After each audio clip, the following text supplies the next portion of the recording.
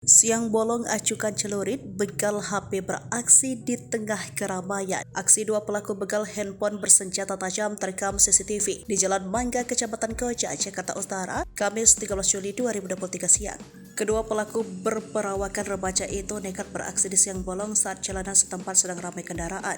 Peristiwa pembegalan yang terjadi sekitar pukul 11.40 terekam CCTV milik kios penjual minuman ringan di lokasi. Dari rekaman CCTV, kedua pelaku yang berboncengan mengendarai sepeda motor melaju dari arah selatan ke arah utara di Jalan Mangga. Melihat keberadaan korban yang sedang memainkan HP di pinggir jalan di depan kios minuman tersebut, kedua pelaku langsung melancarkan aksinya. Pelaku yang berperan sebagai joki mendekati motornya di depan korban. Kemudian pelaku kedua yang berperan sebagai eksekutor langsung mengancam korban menggunakan celurit yang dibawanya.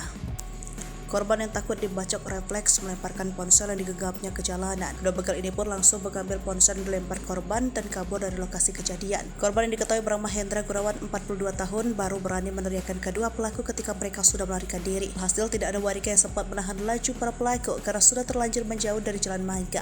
Pegawai kios minuman ringan Ade Suci, 20 tahun, mengatakan pembegalan ini terjadi saat dirinya sedang mempersiapkan pesanan pelanggan. Tiba-tiba korban berteriak maling, namun pelaku sudah tak ada di tempat. Ade mengatakan saat kejadian korban sedang berdiri pada duku angkutan umum Jalingko di Dios kota minuman tersebut. Adapun tak mengetahui adanya pembegalan sebelum akhirnya korban berteriak.